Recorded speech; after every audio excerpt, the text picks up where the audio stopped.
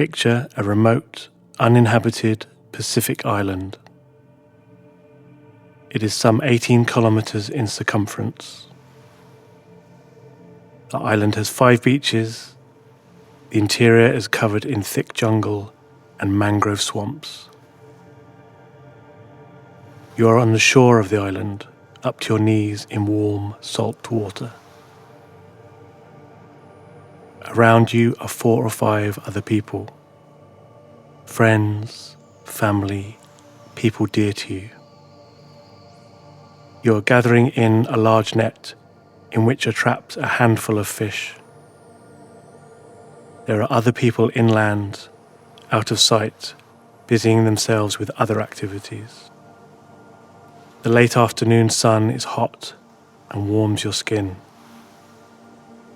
The water on your calves feels cool and refreshing. Your muscles feel alert and strong. You are resourceful. You are courageous. You are with friends, your family, people dear to you. Everyone else has been left behind as far as you can make out. All those that held on have gone. All those that would not share have gone. All those that refused to concede have gone. The details are hazy. You didn't see anything. Maybe it was before your time. The sky is a strange hue of green and red.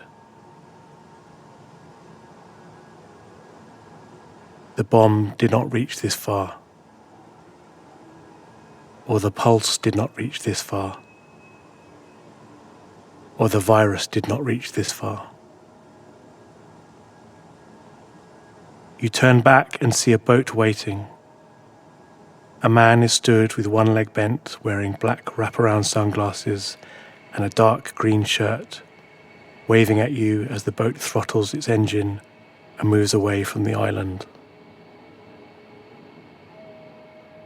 The scene starts to dissolve around you. You are now in London in the summer of 2017. You are walking along the platform of the Victoria Line at Victoria Underground Station. There are people around you looking fraught, crumpled, and inappropriately dressed in office wear. Many people are dragging tiny suitcases on wheels that you can hear grinding and bumping along the floor. You can almost feel them cutting into your ankles. As you walk along the platform towards the way out sign, you see and hear someone complaining to a member of staff about how crowded it is, or maybe it's about a delay. The member of staff replies firmly but calmly that they are waiting for information. The passenger says, "I'm not taking it out on you." And then she says this again. And then she walks away, continuing the conversation to herself. Your body is hot and sticky, and you try to keep your arms close to your sides, concerned that your odor will seep out from your armpits. Maybe it's not even your body odor that you can smell. There is a stumbling lack of rhythm as the crowd funnels into a stairwell. Dum, da, da, da, dum, da, dum.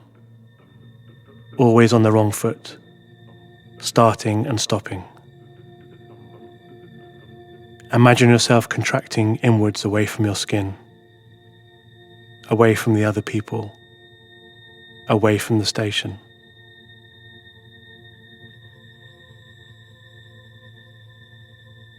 As the corridor opens out into the hallway, you take the opportunity to slide around the people in front of you. You yield like water flowing through the damp, hunched backs, flowing like a cool, elegant, whirling eddy, temperate, calm, and continuous, sliding without effort. The others push into each other, clipping heels, slowing down. You take pride in your ability to slide between them up onto the escalator. But they are oblivious to your efforts, not sharing your understanding of what might make all of this work a little easier. People are okay when you get to know them. Likeable, lovable sometimes. People are trying their best with all their imperfections and limitations. They have just been misled or misinformed by other misinformed, imperfect people. Imagine people lined up in vast rows stretching back and back, generation upon generation. Each person with a whispering voice at their ear, explaining how their parents were wronged by someone else's parents, whose grandparents were denied by someone else's grandparents. But as a group, people are contemptible, never listening, just bumping and muttering. If only we could all be on a sandy beach, say. Then we could really see each other. You take a seat on the southeastern train alone, against the window. The back of the seat is hard and the seat in front of you pushes against your knees. Someone has scratched lines onto the light grey rubber rim of the window. It could be a word. There's an E and a T and the start of something else, but it's hard to be sure. Your breathing is light and shallow, and as you pay attention to this, you notice it makes your chest rise and fall. Your shoulders and head bob up and down. A feeling of weakness seeps through you. You feel inert and mediocre. You are particularly sensitive to other people and your environment. Some might say you're a shy person. You are intelligent and talented, but quiet, and you know how to carefully manage your feelings. You try to hold your body still, lightly as if you are holding a very light but quite fragile vase, trying not to disturb the air around you. You use your sensitivity to scan your body. Your breathing is still rapid and shallow. You sigh. Your head feels warm and tight. Now that you are still, you notice an uncomfortable pressure in your temples. Your fingertips feel cool, as if heat has been leaking out of them. Your arms feel weak and soft. Imagine the blood inside them becoming thin and watery, like a tap being turned down, the blood flowing in just a little more than a dribble. Your genitals are similarly inert and inadequate. If anyone saw them, they would laugh at their peculiar size and shape, and you would say nothing. Turn your attention to your back and neck. Notice where there is tension. Is there more than one place? Where is the tension strongest? Focus on it. Focus on the pain getting stronger. Imagine it getting brighter and clearer, like a knotted, pulsing cramp, a clenched fist deep under your skin. Now turn your attention to the point of your torso at the bottom of your ribs. Picture your stomach as a large, bean-shaped sack. Its walls are wrinkled and covered with the tiniest of holes that each descend into thin, deep pits. From the bottom of the pits comes a sticky mixture of mucus, hydrochloric acid, and the enzyme pepsin. Leaking into the mulch of food, they break down tissue, digesting proteins. Waves of muscular contractions move along the stomach wall, churning the food.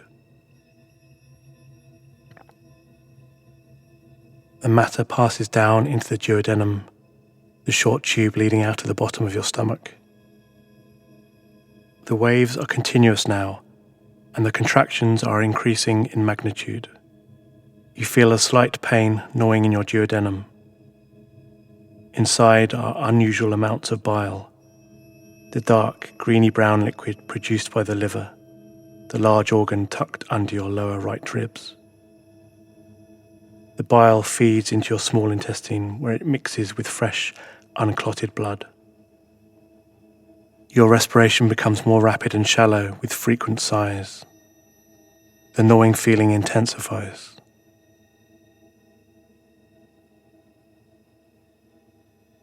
You're sitting at a table for two in a large hotel lounge, decorated almost entirely in brown and beige. The floor and walls are reclaimed wood. The vast fake chimney is brushed metal, stacked 2 stories high with chopped logs.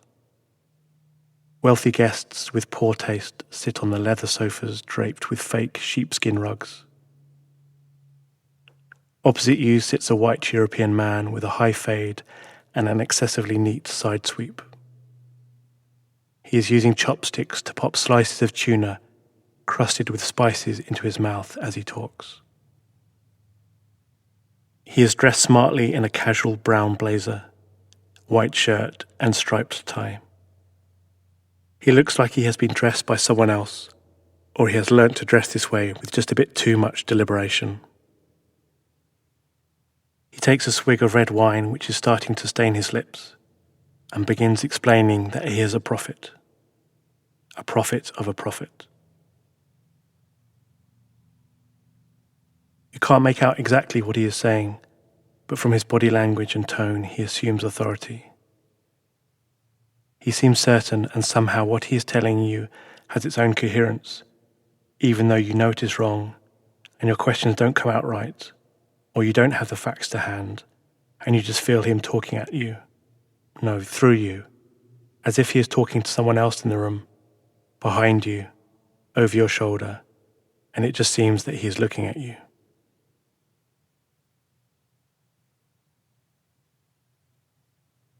It is another time, and you are standing in a quiet street in East London at night with your partner.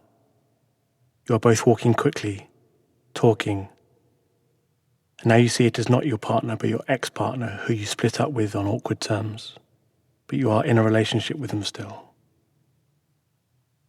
They have a smartphone in their hand, and you can see that they have brought up various message board and comment posts that you have made anonymously on social media. You have written these posts using a profile set up with a pseudonym based on an obscure childhood reference, and they are confronting you. They are asking you about them. Not angrily, but in a confused manner. The way they are talking is annoying you, the way it always annoyed you. The way that they never heard you or understood you, but you do not say anything. It is too late now to say anything. You are sat outside in a mild summer afternoon, in a wood or wild garden, and there is a green-grey river not too far away. Between you and the river is sat a woman playing an acoustic guitar. She is in her late 30s and has light skin and dark hair streaked with grey, coiffed and tied back in a red scarf. She is wearing red lipstick and blue jeans. Her legs are crossed to support her chestnut guitar. Behind her is an older man, her father, although he is less distinct, slightly withered, grey, rectangular. He is talking, to you perhaps, but he isn't looking at you. He speaks quietly with some kind of rural American accent about his work as a coal miner.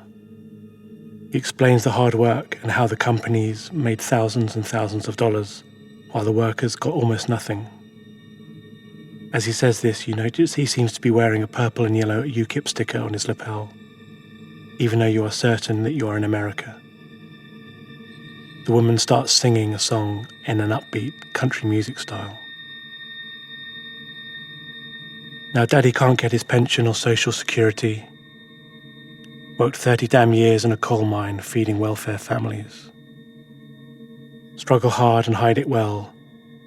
You sure ain't rich and you sure ain't poor enough to get one little break, 'cause everything would collapse without the hard-working, God-loving members of the American middle class.